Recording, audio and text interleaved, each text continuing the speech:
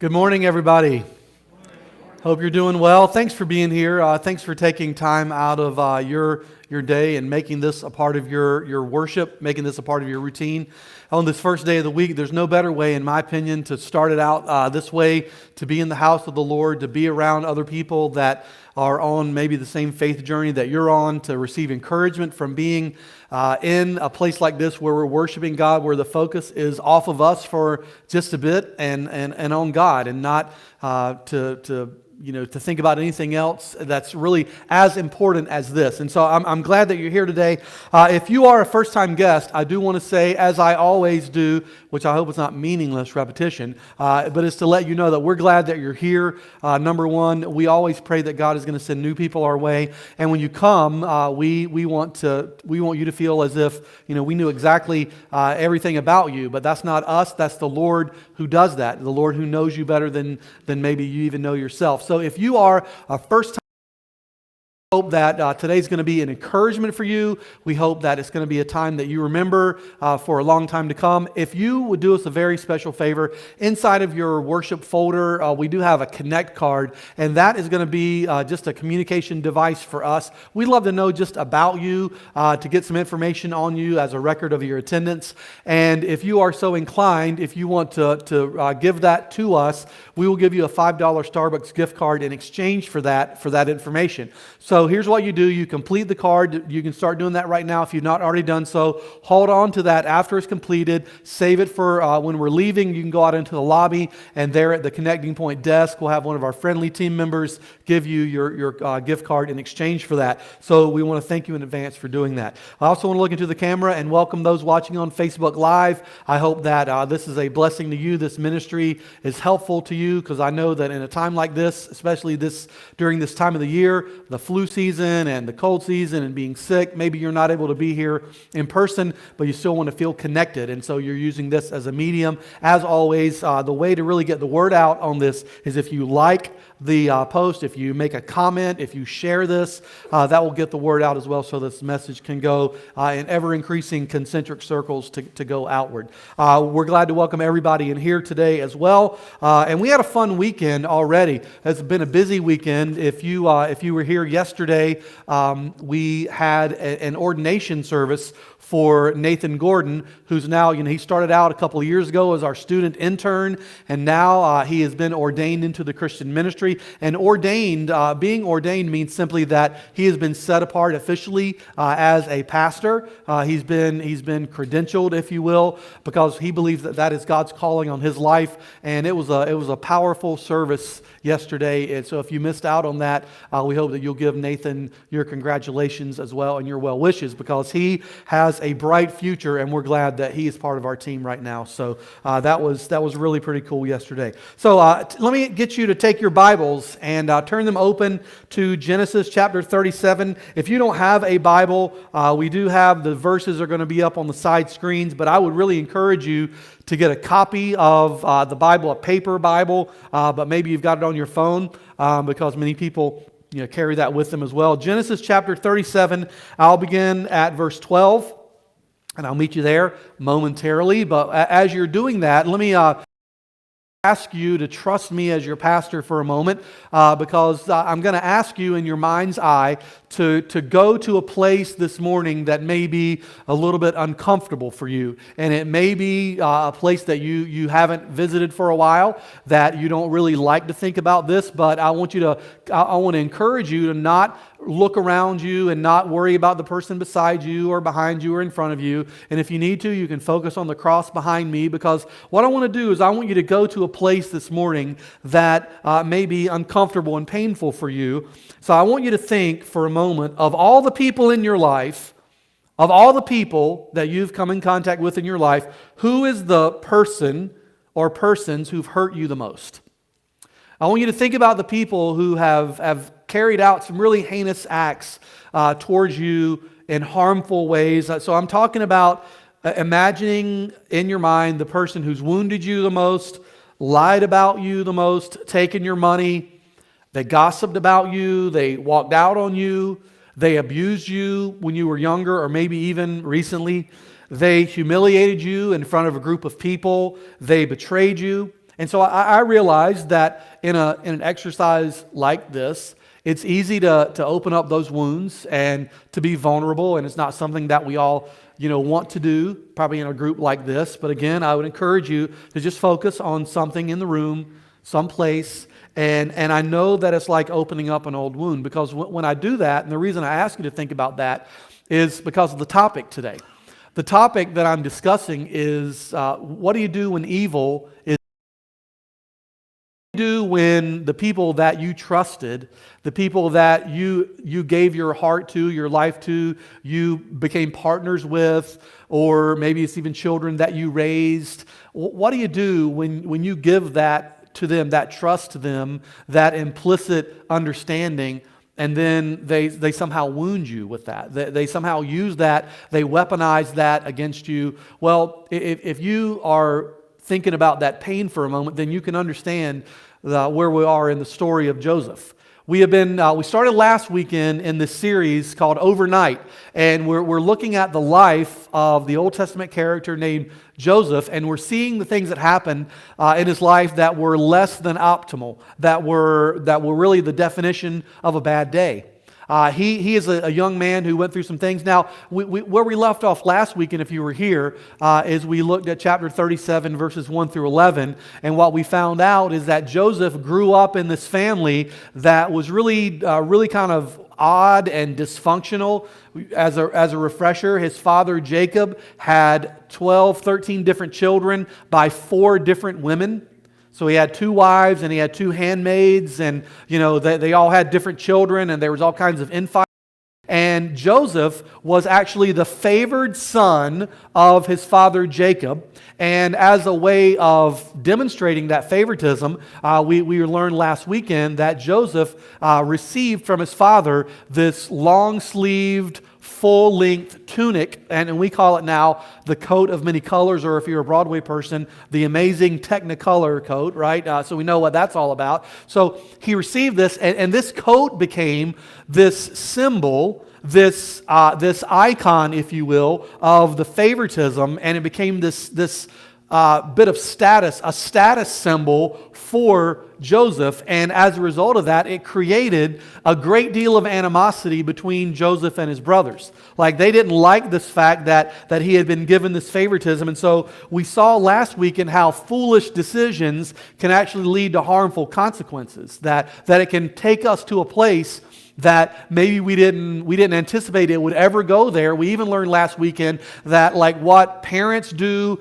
in moderation, their children will do in excess. And so what's happening here is that Jacob came from a family where he really kind of he was a trickster. He pulled off some really underhanded things, even in relation to his twin brother Esau. And so it carried over into his own family life, and it really messed things up. And so the story of Joseph is really a study in human psychology. It's a study in the dysfunction that we often find ourselves in our families. And so everybody in this room can identify at some point with what Joseph is going through. And so that's why we're here today. So I'm going to read to you from chapter 37, and I'm going to begin at verse 12. So if you want to follow along silently with me today as I read, and you'll see the words up on the screen.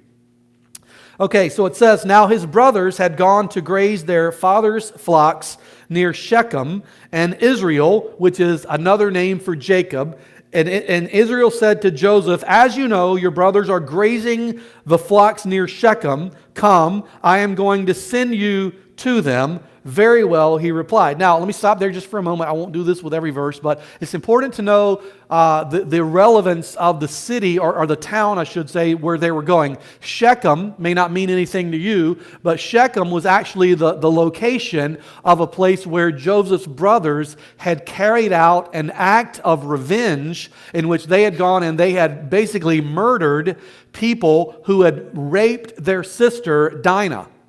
So they went back to that city and they totally laid waste to that place. And so maybe Jacob / Israel in his mind is thinking, if my boys are out there in that region, they may come across some people who want to exact revenge on them, because maybe their family members were wiped out in their murderous rage in revenge for avenging their sister's rape. And so he's sending Joseph out there to say, okay, go and check on them. And so this is what happens. So we begin in next in verse 14. So he said to him, go and see if all is well with your brothers and with the flocks, and bring word back to me. Then he sent him off from the valley of Hebron. So when Joseph arrived at Shechem, a man found him wandering around in the fields and asked him, what are you looking for? He replied, I'm looking for my brothers. Can you tell me where they are grazing their flocks? They moved on from here, the man answered. I heard them say, let's go to Dothan. Now we have no idea who this man is. We have no idea how he knew who Joseph might be looking for. No idea at all, but it seems like God is kind of involved in the background in the story. So it says, Joseph went after his brothers and found them near Dothan, but they saw him in the distance, and before he reached them, they plotted to kill him. So just for a moment, they probably saw him coming because they were in a higher elevation, or maybe he was at a higher elevation. I didn't study the biblical geography on that. But how do you think they knew it was Joseph coming? Because of his coat. Right? They're like, oh, there he comes. You can't miss that thing. It's so gaudy. And it was a source of dissension and envy for them. So they see him coming, right? So when they saw him at the distance, it says they before he reached them, they plotted to kill him. They plotted to kill him. Here comes the dreamer. Here comes that dreamer, they said to each other. Come now, let's kill him and throw him into one of these cisterns and say that a ferocious animal devoured them. Then we'll see what comes of his dream. So do you think they've got a little bit of resentment built up toward their brother? Okay, and then verse 21. When Reuben heard this, he tried to rescue him from their hands.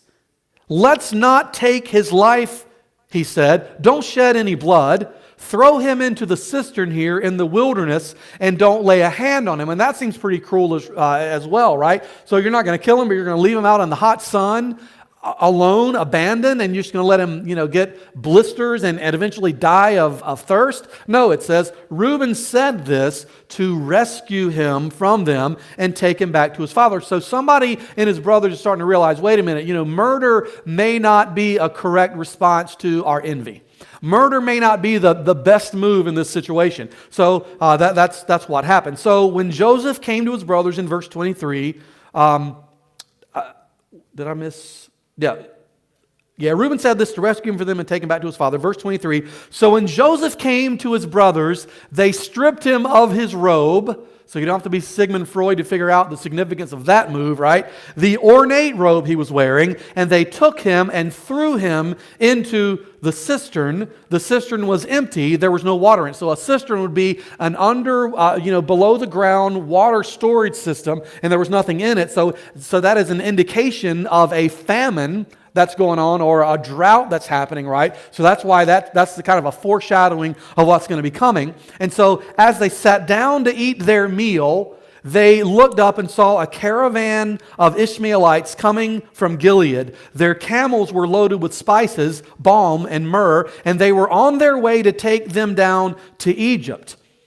So again, I said I wouldn't do this with every verse, and I'm not, but they're eating their peanut butter and jelly sandwiches and drinking their Yoo-hoo chocolate drinks, and their brother is just a few feet away in a cistern. And so do you think he's just sitting there saying, okay guys, joke's over.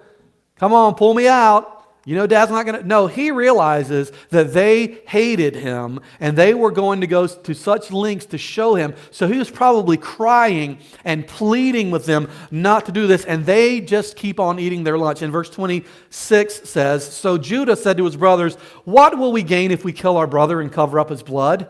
Come, let's sell him to the Ishmaelites and not lay our hands on him. After all, he is our brother, our own flesh and blood. His brothers agreed. So let's don't murder him. Let's sell him into slavery. So when the Midianite merchants came by, his brothers pulled Joseph out of the cistern and sold him for 20 shekels of silver to the Ishmaelites, who took him to Egypt. When Reuben, who for some reason was not there with his brothers when this plot was going on to sell him. When Reuben returned to the cistern and saw that Joseph was not there, he tore his clothes. He went back and said to his brothers, the boy isn't there, where can I turn now? Then they got Joseph's robe, slaughtered a goat, and dipped the robe in blood. They took the ornate robe back to their father and said, "We found this. Examine it to see whether it is your son's robe." He recognized it and said, "It is my son's robe. Some ferocious animal has devoured him. Joseph surely has been torn to pieces." Then Jacob tore his clothes, put on sackcloth, and mourned for his son many days. All his sons and daughters came to comfort him, but he refused to be comforted. "No," he said, "I will continue to mourn until I join my son in the grave." So his father wept for him. And then verse 36, another foreshadowing verse. "Meanwhile, the Midianites sold Joseph in Egypt to Potiphar, one of Pharaoh's officials, the captain of the guard." Now, what a story that almost seems unbelievably twisted. Now, how many of you grew up with siblings in your family?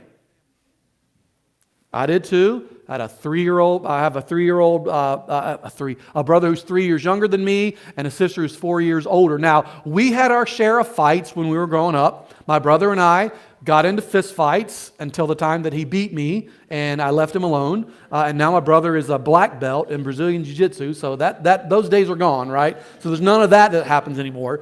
And then my sister, we fought, but we never plotted each other's murder, as far as I know, all right? I don't think they did. The only thing I can remember is that I remember a time my sister, and I don't know if she's watching today, but this is a true story. My sister somehow convinced my brother and myself and a couple of our friends to go.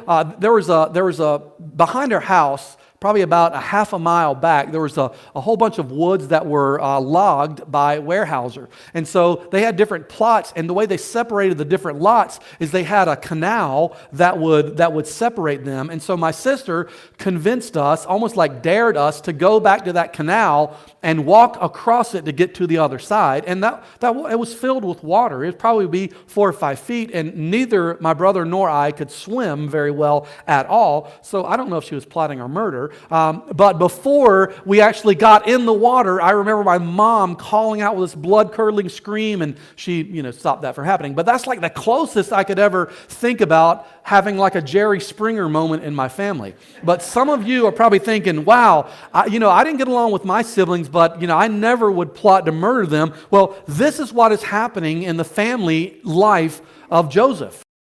Having a bad day, right? So part of what happens to Joseph is that they take his coat and they strip it away from him.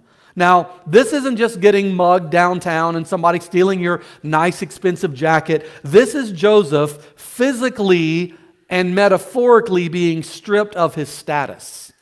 Like he's being stripped of the very thing that makes him who he is. I mean, that coat made him feel special. It made him feel set apart. It made him feel important, and he is stripped then of everything that identifies him, everything that sets him apart. So I can't help but wonder, without going too deeply into allegory and whatever on this and metaphor, has anything like that ever happened to you in your life where you've been stripped of the very identity, the very thing that made you you? Maybe has someone ever taken your proverbial coat?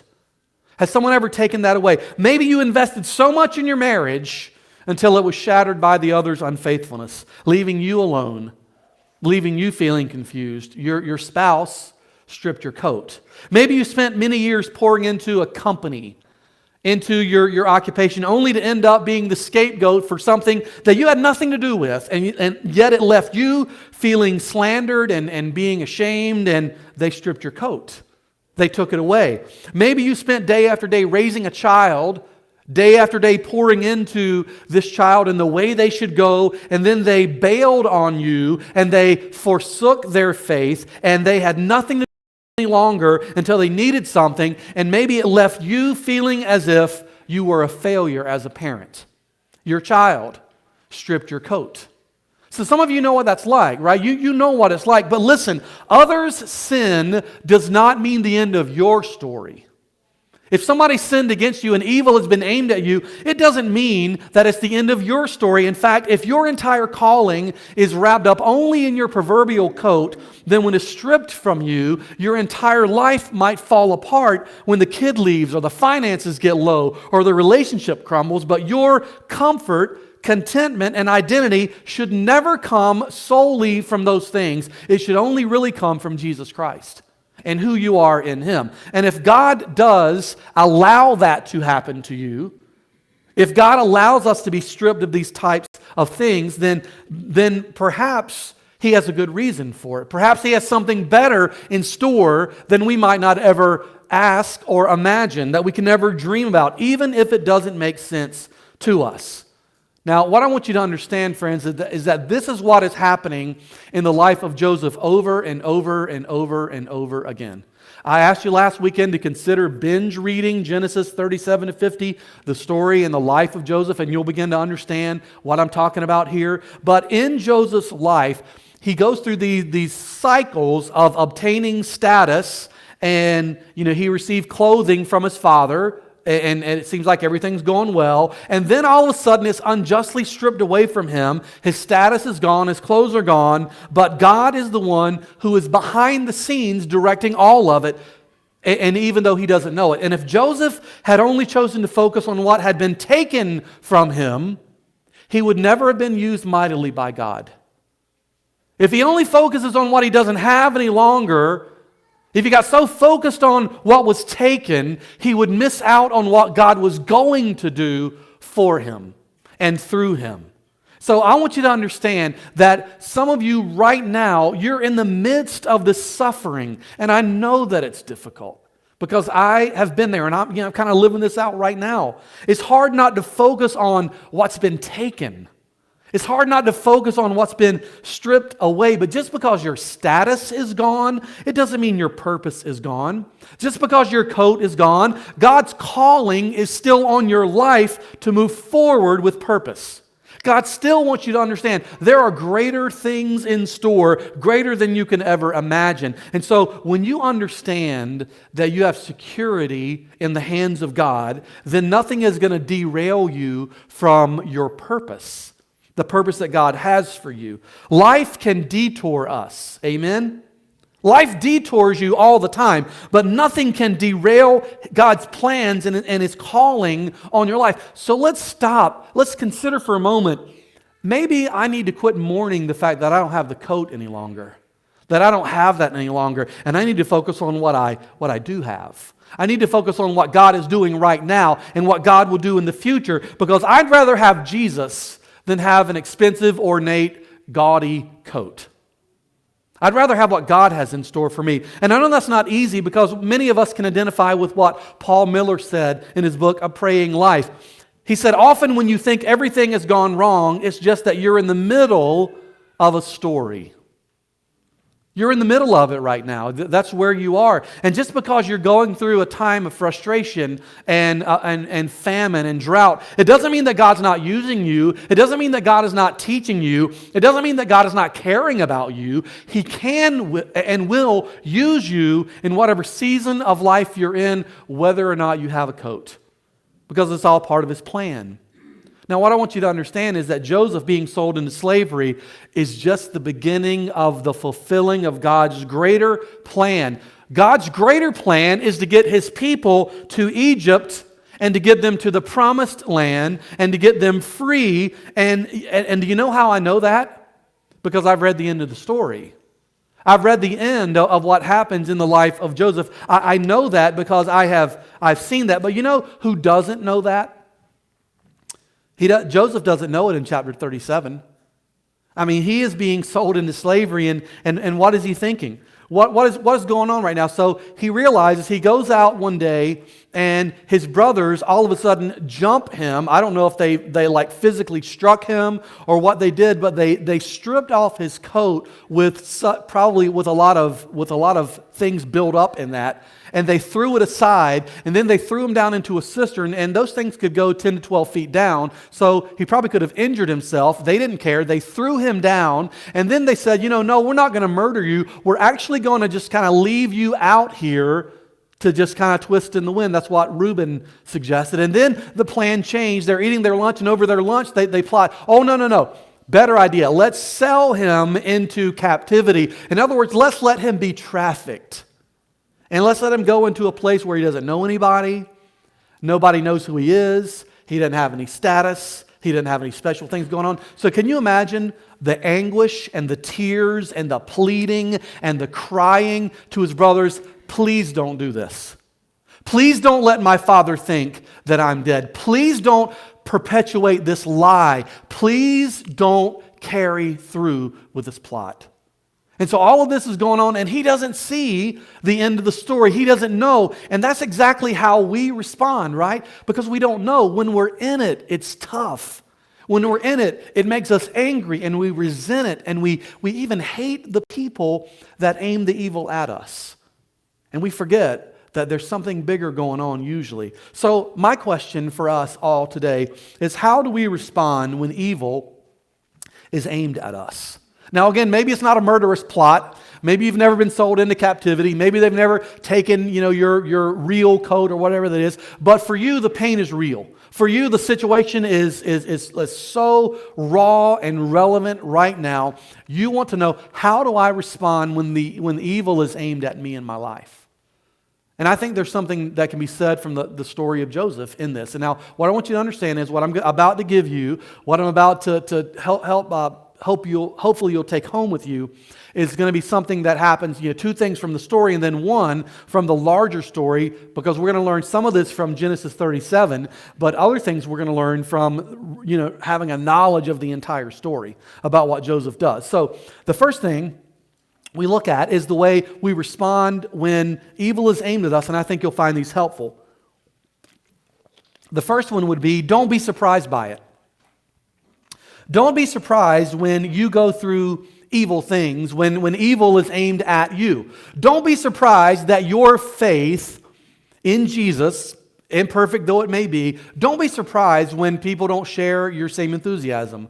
Don't be surprised when people are apathetic or even antagonistic toward your walk with Jesus. Don't be surprised by that. But the Lord himself actually told us that the world is going to hate us.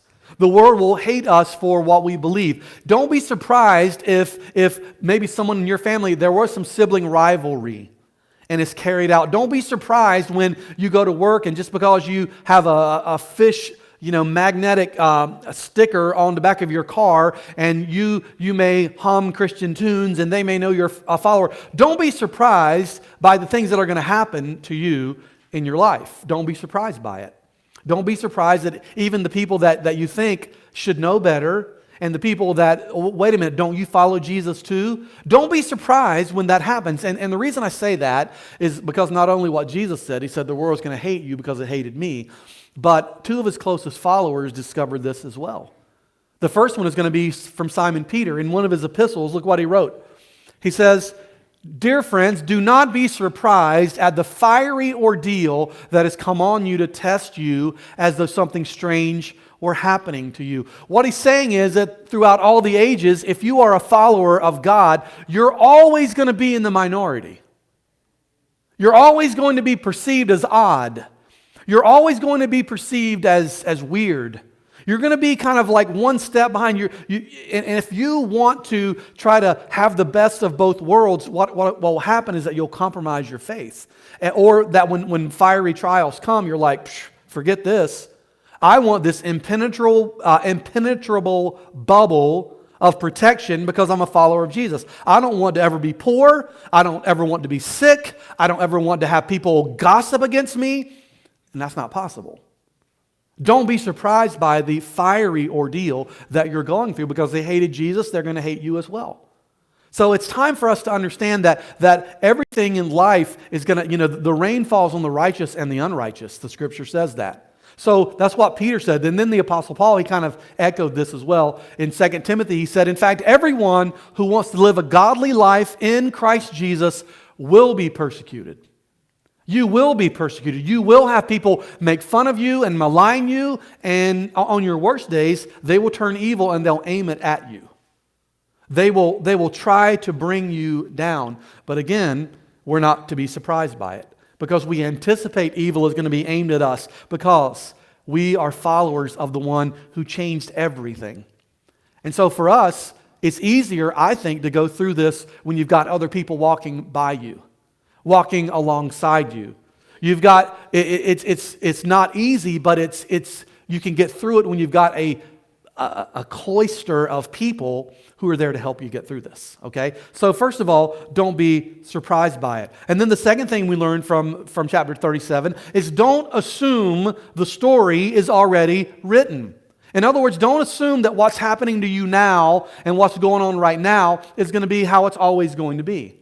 Don't assume that God is against you and not for you. Don't assume that, okay, this is just how my life is going to be. I'm living under a dark cloud.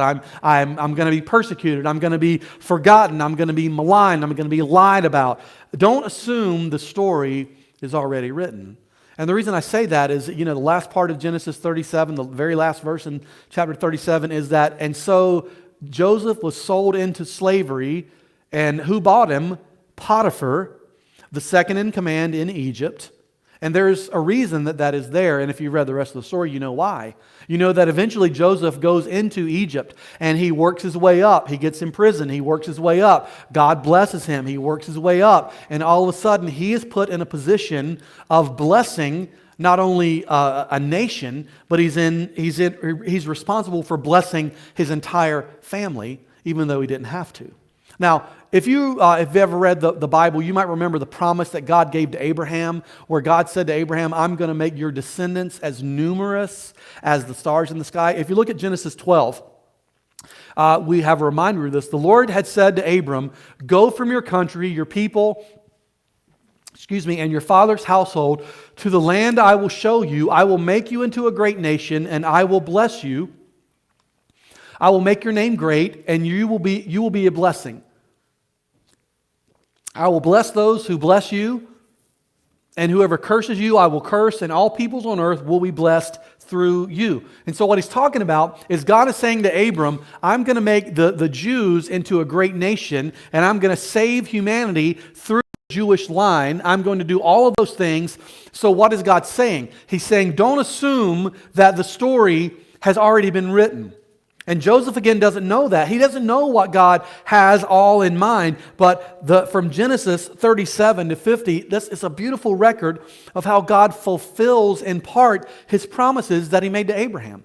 He said, I am going to make you great. I am going to save you. And so some of you need to hear that today, that for you, all that you think that the story of your life and the story of your circumstances, of what God is going to do, already has a period on the end of it.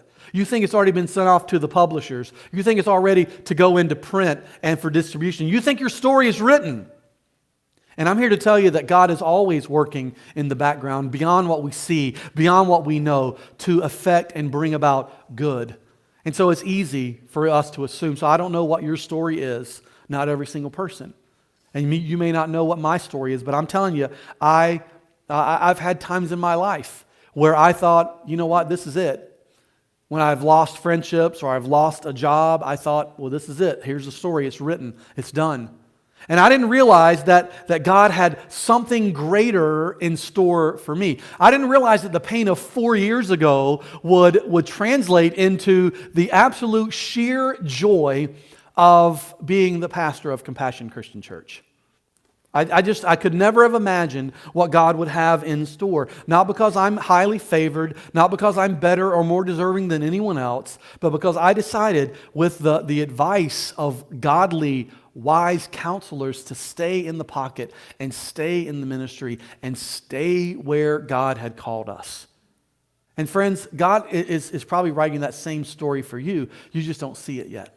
You just don't see and you don't understand that. And then the final thing that I want to tell you about is, besides not being surprised by it, and don't assume the story's already written, because that's from what we learn in chapter 37. But what we're going to learn from the bigger story of Joseph is something that I think is the 100% takeaway from his life.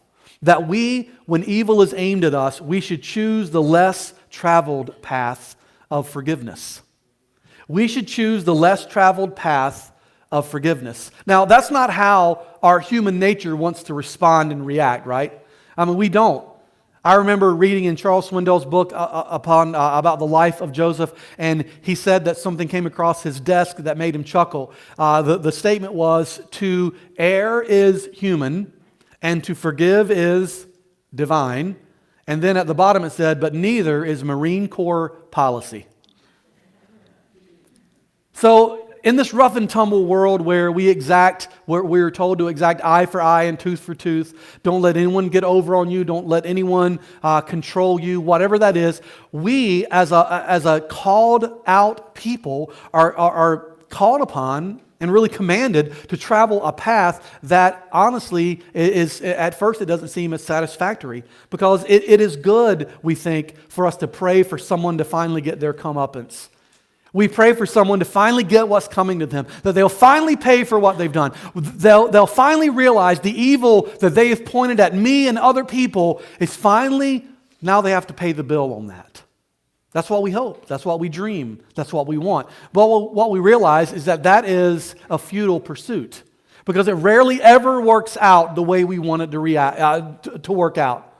It rarely works out the way we prayed that it would happen. In our own brokenness, in our own sin, and our anger, our resentment, we're praying, oh God, I pray that one day he or she will pay.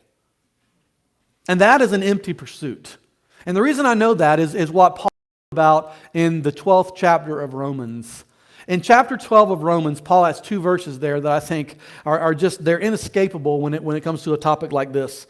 In Romans chapter 12, he says, first of all, in verse 14, he says, bless those who persecute you, bless and do not curse. Bless them. How do you bless them? By performing acts of kindness, by treating them better than they deserve, treating them better than they treat you. Now, how does this come into play in the life of Joseph? Well, again, it's not a spoiler alert, but he becomes the second in command in Egypt. And because there's a famine back where still living with their dad, they have to go to Egypt to get grain and supplies. And it's been all these years later, they don't recognize Joseph because he is now probably in the garb of the Egyptians. You know, it's not that his facial structures changed very much, but, you know, the Egyptians wore heavy like eyeliner and makeup, even the guys. And so there's probably a reason they didn't recognize him. But what happens in that case is that he chooses of life and death in his hands, and they are literally before him on their knees, groveling for help. And what does he choose to do? He chooses to bless them instead of cursing them. He says, I'm going to bless you. Because that is the path that is the least traveled, but it's the one that makes us more like the Lord himself. So bless those who bless you, who persecute you. And then the next verse is powerful as well. But do not be overcome by evil, but overcome evil with good. Now, it's easy to see how it seems like evil is overtaking our world, where it seems like crime rates and drug addiction and abuse and all of these things that we consider to be evil are continuing to blossom and mushroom, it seems like. And it seems as if we're going to be overcome by evil. But instead, the Word teaches us that the way we overcome evil is to overcome it with good. That light always drives out darkness. That good always wins. In the end, that ultimately that's what happens. And that's what we've been promised in Christ. So your story is complicated. Your story it brings you to tears. Your story is unwritten. God's not done. God still has a plan for you. And now you can choose when evil is aimed at you to do what Joseph did and to not be surprised by it and to not feel as if you don't deserve it or you're better than it, and don't assume your story's already written, even though he may not have understood that. But more importantly, to choose the less traveled path, to forgive. Release the offender, to release the one who didn't deserve it, to release the one who may not have even repented, because you feel like that's what you have to do to get your heart right with the Lord. And today, maybe somebody needs to do that. So I want you to pray with me. I want you to bow your heads, please.